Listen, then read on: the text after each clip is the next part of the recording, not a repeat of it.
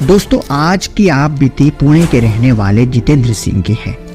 जितेंद्र सिंह की container trailers की खुद की फैक्ट्री थी, लेकिन इतने अमीर होने के बाद भी इनके जीवन में अचानक आपत्तियों का दौर शुरू हो जाता है और जितेंद्र सिंह कर्ज के दलदल में पूरी तरह डूब जाते हैं। ऐसा था कि मेरा घर, मेरी फैक्ट्री, सभी कुछ बैंक के ताबे में हो चुकी थी। ऐसी हालत हो गई, ऐसी स्थिति हो गई कि ना तो मैं घर में रह पा रहा था और ना मैं फैक्ट्री जा पा रहा था। ऐसा ही जब मैं दुखी था तो आर्थिक स्थिति बहुत ख़राब थी।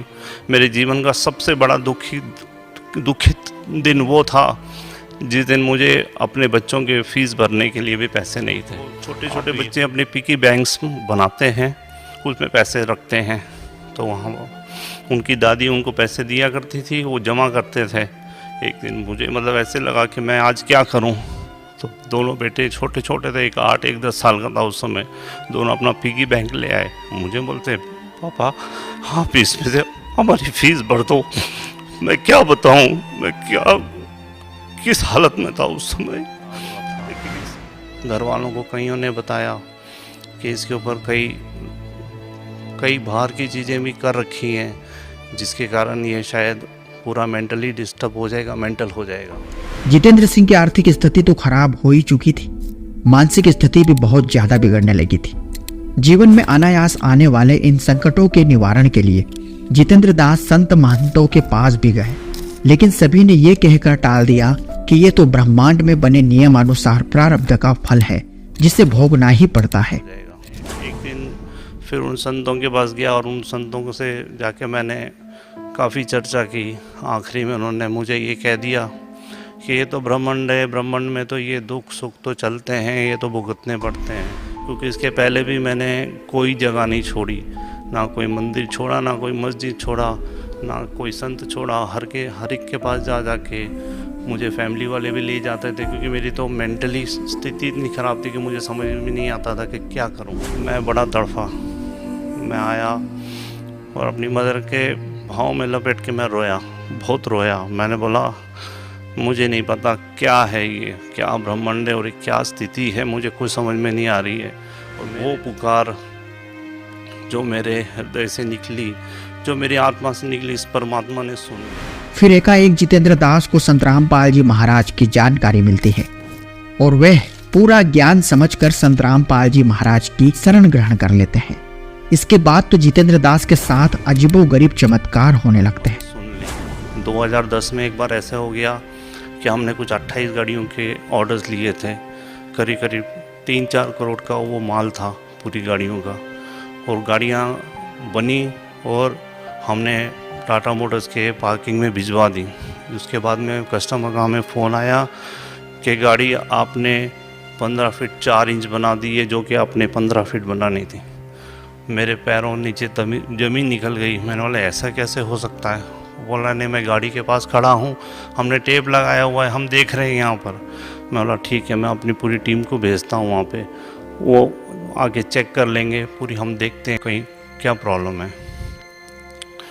मैंने सतगुरु जी से, संत रामपाल जी महाराज से एक उनके बारे में सुना था। उन्होंने बताया था कि उनके घर में उन्होंने जो उनकी खिड़की के ऊपर में एक जाली लगाई थी, तो वो जाली कम थी और बाद में वो जाली बढ़ गई थी। मैंने मन ही मन प्रार्थना की, हे मालिक, अगर आप जाली बढ़ा सकते हो तो मेरी गाड़ी भी 4 इंच छोटी कर दो मालिक, बहुत बड़ा नुकसान हो जाएगा। मैं यही प्रार्थना करते करते अपने घर से निकला था और फैक्ट्री जा रहा था, और यही प्रार्थना करते जा रहा था। और जब मेरी पूरी टीम वहाँ पे पहुँची, उन्होंने जब जाके गाड़ियाँ चेक की तो मुझे फ़ोन आया कि सर नहीं, बिल्कुल गाड़ियाँ जो है 15 फीट ही हैं, कोई उसमें बिल्कुल भी ये नहीं है। ये चीज़ बताना, किसी को बताएं तो कोई विश्वास ना करे, लेकिन मेरी आत्मा जानती है कि मालिक ने गाड़ियाँ छोटी कर दी थी। जो 15 फीट 4 इंच बनी थी, वो मालिक ने 15 फीट कर दी। ये तो परमात्मा के लिए तो बहुत छोटी चीज़ें हैं। लोगों के सामने मैंने क्या नहीं किया उस समय, लेकिन कोई मदद के लिए नहीं आया इस परमात्मा के सिवा। मैंने कुछ लोगों को पेमेंट देनी थी, ये मालिक ने मुझे कैसे मदद की मैं आपको बताता हूँ। मुझे 78,000 रुपीज़ देने थे, तो मैं दे नहीं पा रहा था। बहुत लोगों का और भी कर्जा था, लेकिन वो कुछ लोग शैतान थे, गड़बड़िया थे। कुछ लोगों को ले आए मेरे सामने, बोलने लगे पेमेंट हमें आज के आज ही चाहिए। मैं बोला पेमेंट है नहीं मेरे पास, मैं दे दूंगा आपको कुछ समय। मैं आदमी ख़राब नहीं, मेरा समय ख़राब है आज। तो बोलने लगे नहीं, आप 78,000 का चेक बना के दीजिए, हम लेके जाएंगे, कैसे भी आपको पास कराना पड़ेगा। ज़बरदस्ती उन्होंने मुझसे कहा, मैंने बना के दे दिया। मैंने बोला पास तो होगा नहीं, आप देख लो, ले जाओ। बोलते देख लेंगे हम, पास नहीं होगा तो। मैंने बस मालिक के आगे प्रार्थना रखी, और वो एक दिन निकला, 2 दिन निकला, ऐसे करते करते 6 महीने निकल गए। ना तो कोई आया ना कुछ। 6 महीने के बाद में मुझे स्टेट बैंक ऑफ इंडिया से एक लेटर आया। उन्होंने लिखा कि पूना म्यूनसिपल कॉरपोरेशन का 80,000 का चेक आपके अकाउंट में डल गया था, और जिसके कारण आपके अकाउंट से 78,000 रुपीज़ का एक चेक क्लियर होकर चले गए। अभी आप बताइए, ये परमात्मा नहीं है तो क्या है ये? परमात्मा ने मेरी गुस्सा। संत रामपाल जी महाराज जी से नाम दीक्षा लेने के बाद जितेंद्र दास को सतभक्ति की शक्ति से जो चमत्कार हुए हैं, वो सारे लाभ हमें जितेंद्र दास ने विस्तृत में बताए हैं, जिन्हें जानकर परमात्मा के प्रति अपने आप कसक बनने लगती है। तो आइए जानते हैं पूरी सच्चाई जितेंद्र सिंह से इस वीडियो।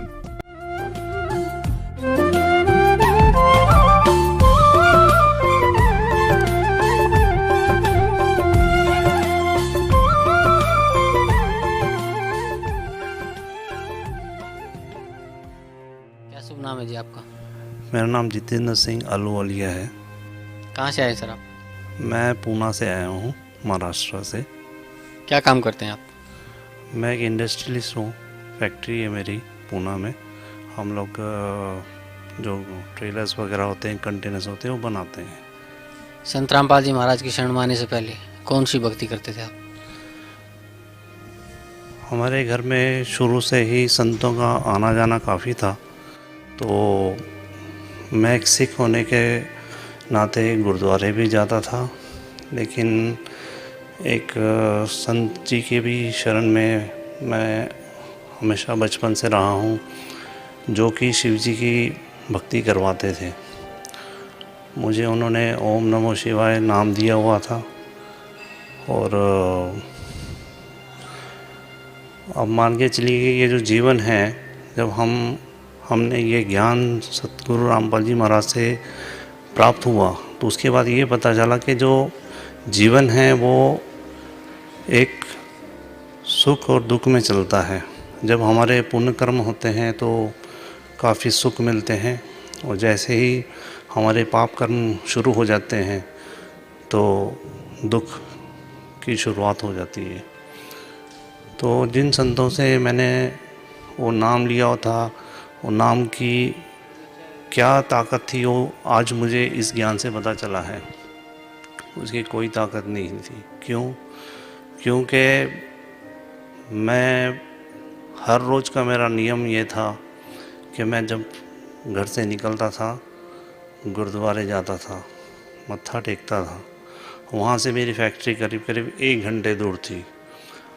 आधे घंटे का सफ़र मैं सतनाम वाहेगुरु का जाप करता था, और आधे घंटे उसके बाद में मैं ओम नमो शिवाय का जाप करता था।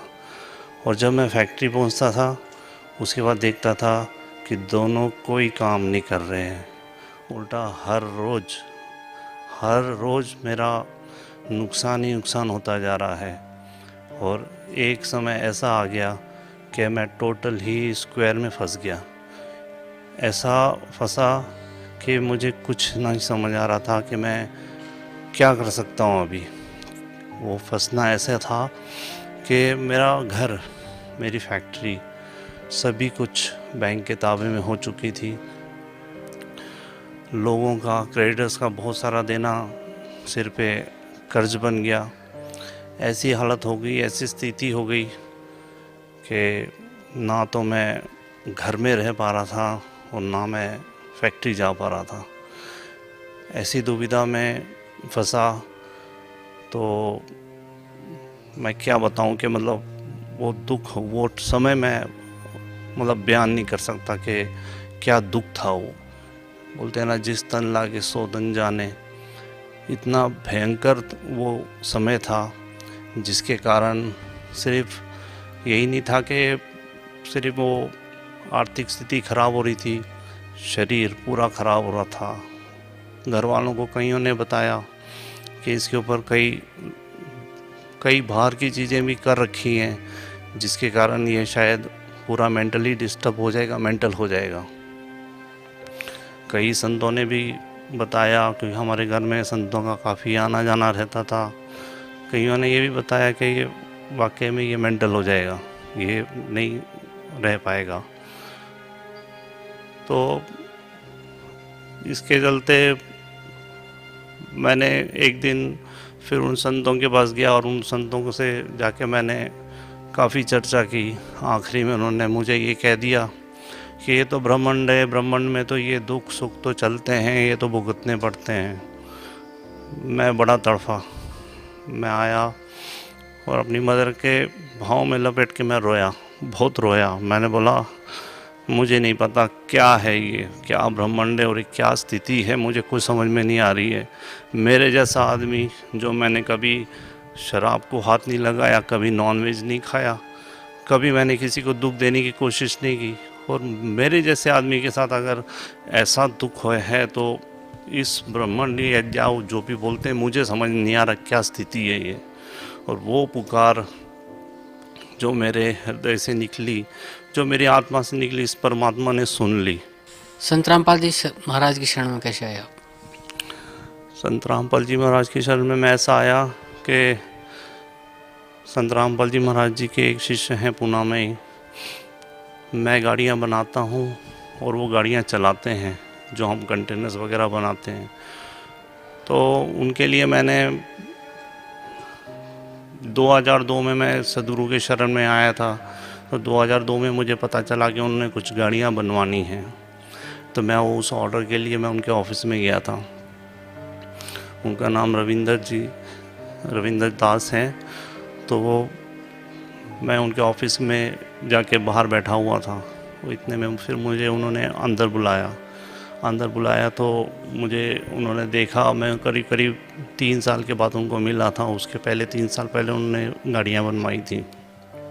तो उन्होंने मुझे कहा कि जितेंद्र जी क्या हो गया, आपका चेहरा एकदम मतलब आपका पूरा ही रूप बदली हुआ है, क्या हो गया आपको ये।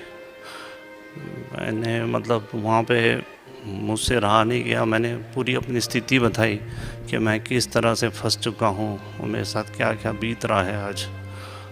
मैं दोपहर के 2-2:30 बजे गया था।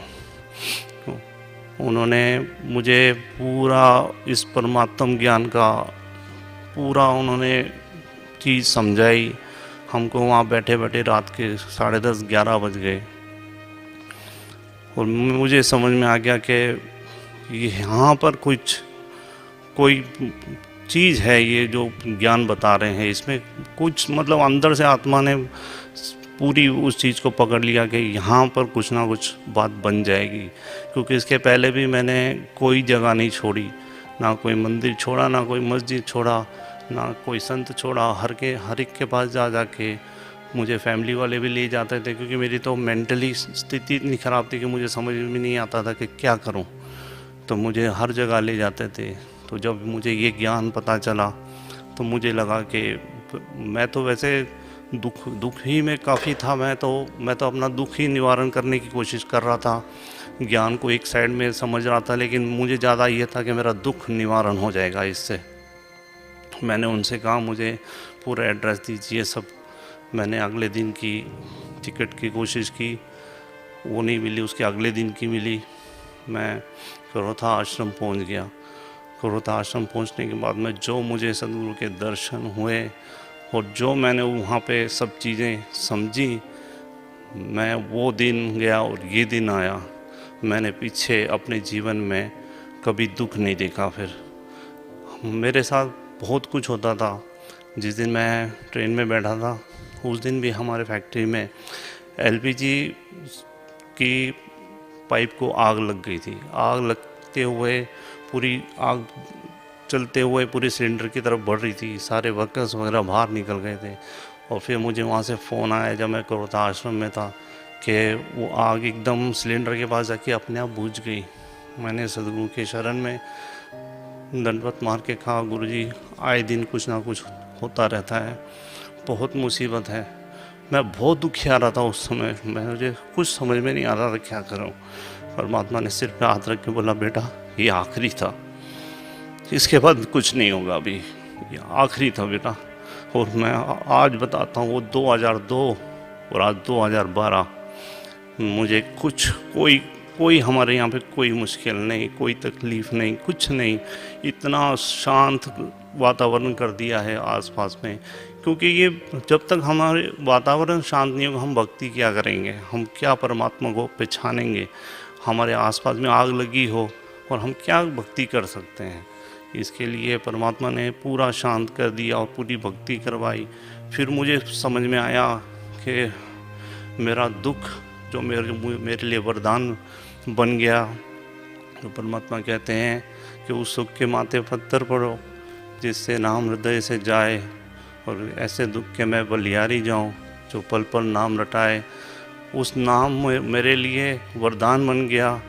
मुझे यहाँ पर आके पता चला कि वो मुझे दुख ही था जो मेरा यहाँ पे वरदान बन के और मुझे मोक्ष का मार्ग मिल गया। ये भक्ति जो है ये मैंने कभी ज़िंदगी में भी नहीं सोची थी कि ऐसा भी होता है कि हम ऐसे जीवित में ऐसी भक्ति करते हैं। और ऐसे पर हम तो सोचते थे कोई ऋषि मुनि लोग ही ये सब पा सकते हैं, हम तो एक मनुष्य हैं बस। हमारा तो ऐसा ही गुरुद्वारे में जाना, मंदिरों में जाना, माथा टेकना और ऐसा ही जीवन निकल जाएगा।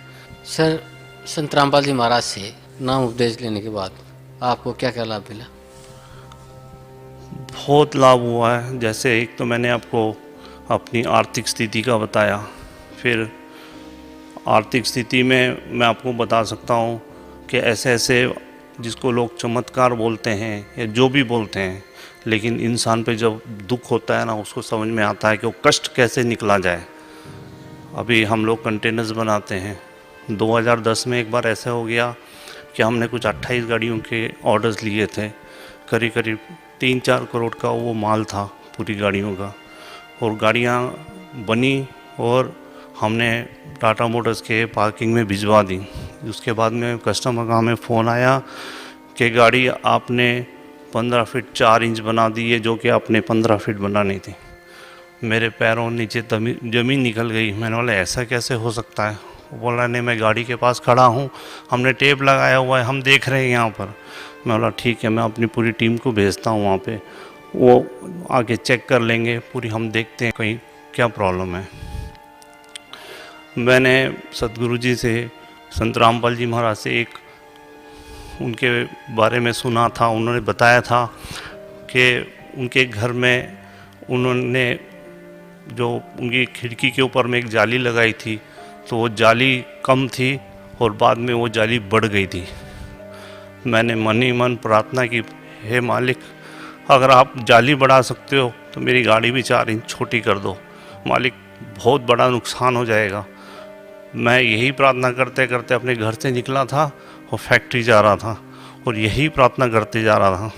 और जब मेरी पूरी टीम वहाँ पे पहुँची, उन्होंने जब जाके गाड़ियाँ चेक की तो मुझे फ़ोन आया कि सर नहीं, बिल्कुल गाड़ियाँ जो है 15 फीट ही हैं, कोई उसमें बिल्कुल भी ये नहीं है।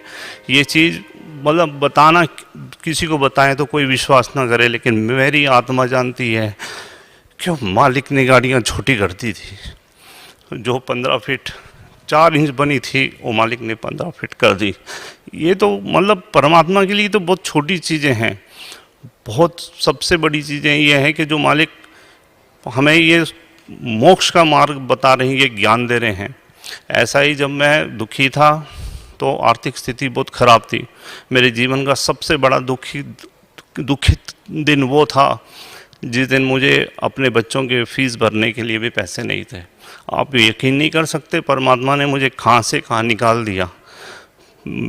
मुझे परमात्मा ने उस समय इतनी मदद की कि मेरे बच्चों ने अपने, जो छोटे छोटे बच्चे अपने पिगी बैंक्स बनाते हैं उसमें पैसे रखते हैं, तो वहाँ उनकी दादी उनको पैसे दिया करती थी, वो जमा करते थे।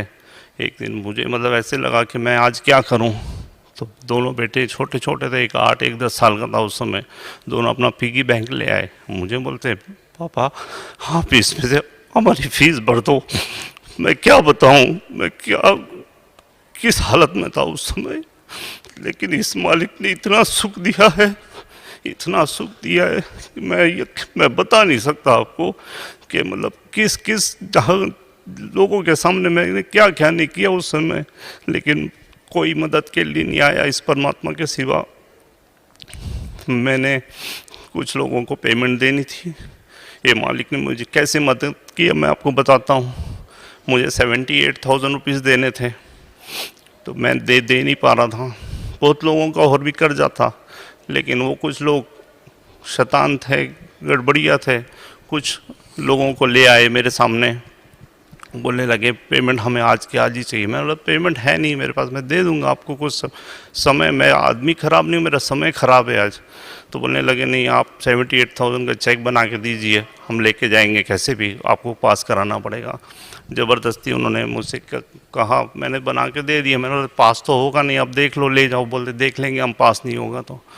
मैंने बस मालिक के आगे प्रार्थना रखी, और वो एक दिन निकला, 2 दिन निकला, ऐसे करते करते 6 महीने निकल गए, ना तो कोई आया ना कुछ।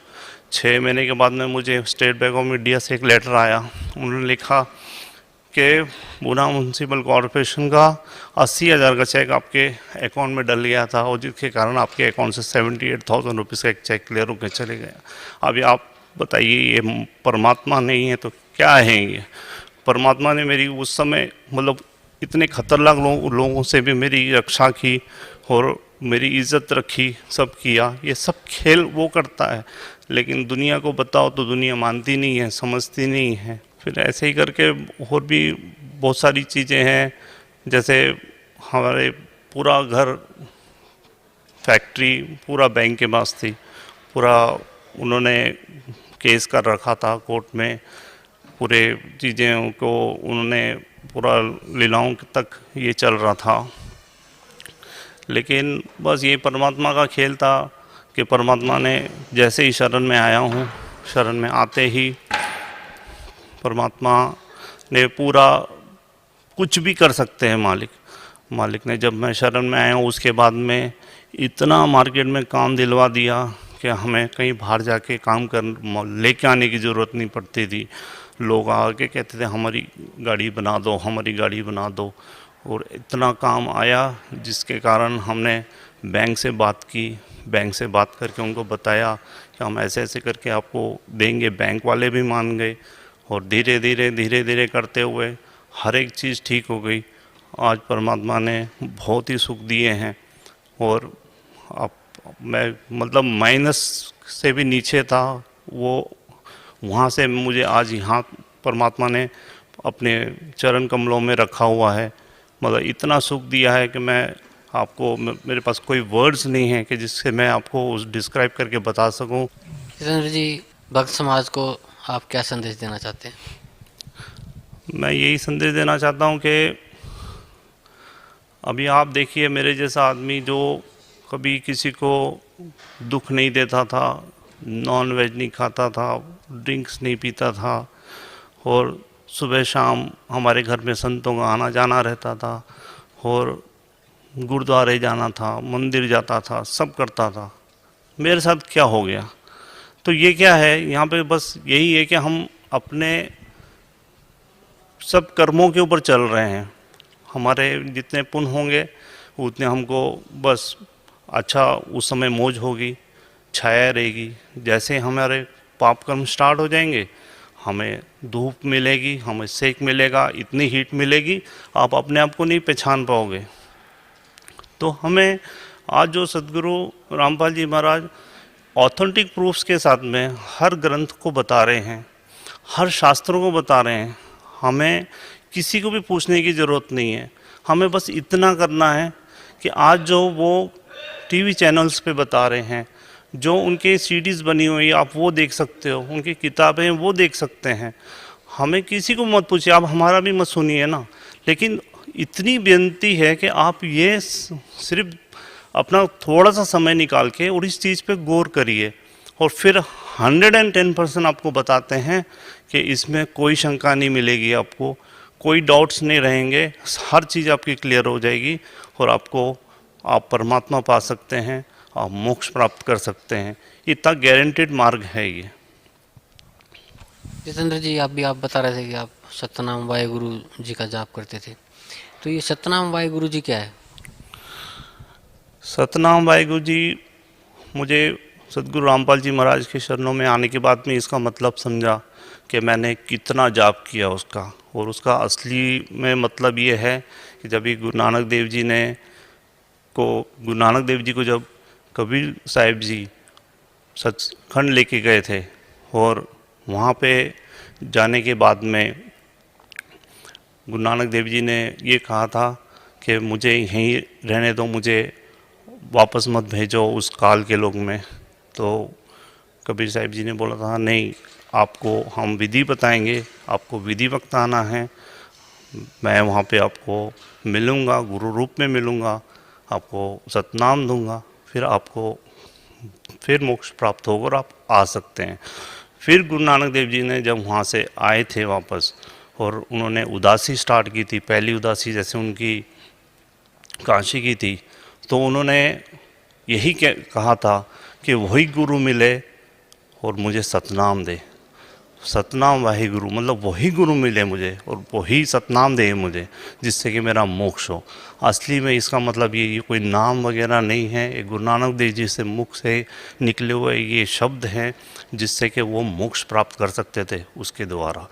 ये कोई नाम जपने का नहीं है, ये वो गुरु को ढूंढ रहे थे, उस सच्चे गुरु को ढूंढ रहे थे जिससे कि उनको सतनाम प्राप्त हो सके। तो क्या आपका मानना है कि कबीर परमात्मा ने, गुरु नानक जी जो थे उनके पूज्य गुरुदेव कबीर परमात्मा ही थे? बिल्कुल, इसमें कोई डाउट ही नहीं है।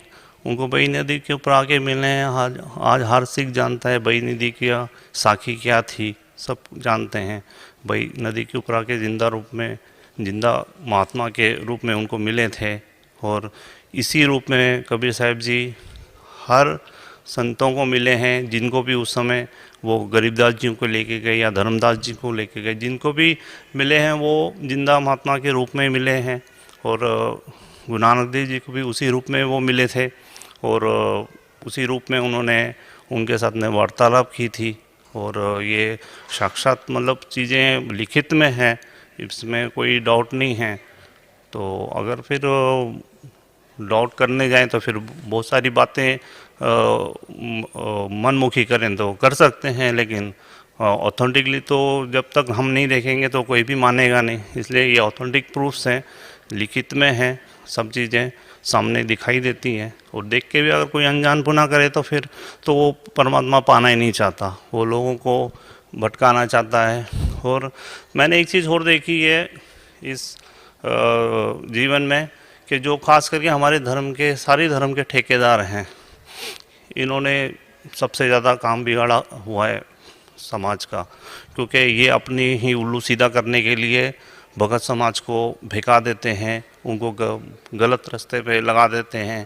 बस उनको ये बोल देंगे नहीं ये ऐसा ही बता रहे हैं, वो वैसा ही बता रहे हैं। असलियत में जो भी भक्ति करना चाहता है, जो परमात्मा पाना चाहता है, आज हम पढ़े लिखे हैं, आज हमको कोई भड़का नहीं सकता। हाँ, आज हम अपने आँखों से देखें ना, हम समझ सकते हैं, पढ़ के समझ सकते हैं। हमको ज़रूरत नहीं इतने मोटे मोटे ग्रंथ खोल के पढ़ना। आप संत रामपाल जी महाराज की सत्संग आता है, वो सुनिएगा, बिल्कुल निष्पक्ष होकर सुनिएगा, और फिर देखिएगा आप हर एक चीज़, हर ग्रंथ उन्होंने सामने रखा हुआ है। हम देख सकते हैं ना, और देख के भी अनदेखा करें तो फिर हम भक्ति नहीं करना चाहते। इसके लिए अगर हम थोड़ी सी, इतनी हमारी सिर्फ हर पूरे भगत समाज के आगे प्रार्थना है कि थोड़ी सी अपना समय निकालें और इस ज्ञान को सुने, खुद समझें। किसी की ज़रूरत नहीं है इसमें कोई भी किसी से समझने की, ये ज्ञान अपने आप समझ में आ जाता है। अगर हम कोशिश करेंगे, हम परमात्मा पाना चाहते हैं, तो हम इस सत्संग को, सदगुरु जी के सत्संग को सुन के और उनकी किताब पढ़ के हर हालत में 100% इस ज्ञान को समझ सकते हैं। तो सभी चीज़ें देख के, हम आज पढ़े लिखे हैं, हम देख के समझ सकते हैं ना कि who is God, Kabir is God, no doubt. कोई भी डाउट रहता है नहीं, 1% भी डाउट नहीं रहता मन के अंदर में कि कबीर इज़ नॉट गॉड। ऐसा बिल्कुल भी कभी भी शंका आ ही नहीं सकती। क्यों? क्योंकि हमारे ग्रंथ हैं और हम ग्रंथों को देख के समझ सकते हैं उसको। तो इसके लिए अगर हम परमात्मा पाना चाहते हैं तो अगर हम अपने ग्रंथों को ध्यान से समझेंगे, सुनेंगे, तो हमें हर हालत में ये यकीन हो जाएगा कि कबीर इज़ गॉड। क्या आप मानते हैं कि जो भक्ति आज आपके पूज्य गुरुदेव संत रामपाल जी महाराज आपको दे रहे हैं, क्या वही भक्ति गुरु नानक देव जी ने भी की थी? बिल्कुल बिल्कुल 100% वही भक्ति की थी।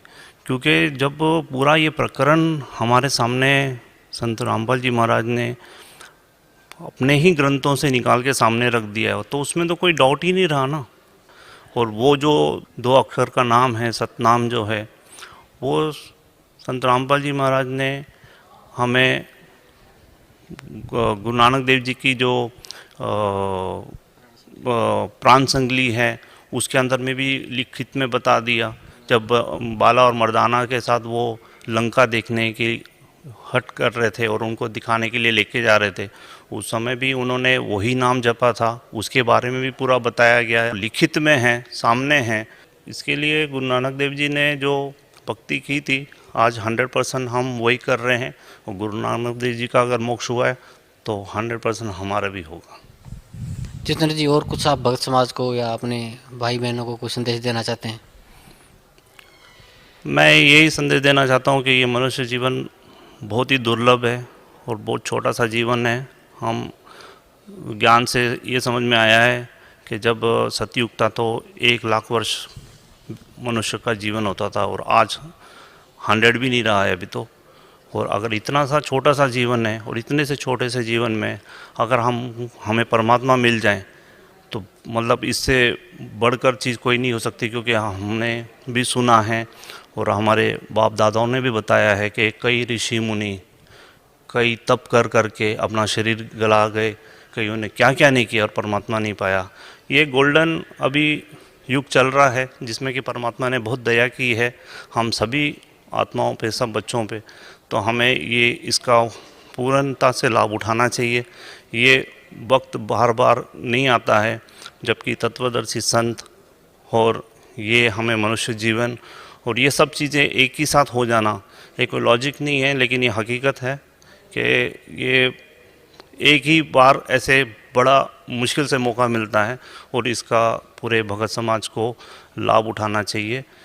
ये बहुत ही दुर्लभ चीज़ है जो इस सृष्टि में होती है और ये अभी चल रही है। क्योंकि वो भी लिखित में है, जो पिछली पीढ़ी की में होना है वो भी लिखित में है और वो हो रहा है अभी कि पिछली पीढ़ी में ही सब अभी तरेंगे। परमात्मा में पूरा लिखित में बताया हुआ है, जैसे 5555 जब कलयुग बीत जाए तब कोई महापुरुष तारण को आए। तो ये जो 5555 है वो भी प्रूफ करके बता दिया सदगुरु जी ने कि 1997 में वो टाइम पूरा हुआ है और तब से ये ज्ञान एकदम से ऊपर बढ़ा है। और सदगुरु रामपाल जी महाराज ने ये सभी भक्तों, सभी भगत समाज पे बहुत इस मालिक ने दया की है कि सभी को ये नाम उपदेश भी दे रहे हैं, जो कि मतलब आप यकीन करें कि बड़े बड़े ऋषि होके चले गए जिनको ये नाम प्राप्त नहीं हुआ था। ऋषियों को तो छोड़ो, अभी ये अगर मीडिया के सामने मैं ये बोलूँ कि ब्रह्मा विष्णु महेश के पास भी ये नाम नहीं है तो बड़ा अच्छा लगेगा आपको, लेकिन ये हकीकत है। हम ज्ञान समझेंगे तो ये समझ में आ जाती है बात। तो ब्रह्मा विष्णु महेश कोई अलग नहीं है, वो भी हमारे ही देवी देवता हैं, लेकिन वो क्या स्थिति में सब चीज़ें हमको समझना पड़ेगा। तो ज्ञान समझ के हम हर एक चीज़ समझ सकते हैं कि ये नाम मिलने में और परमात्मा पाने में कितना आसान है अगर हम उस चीज़ को समझ के करेंगे तो।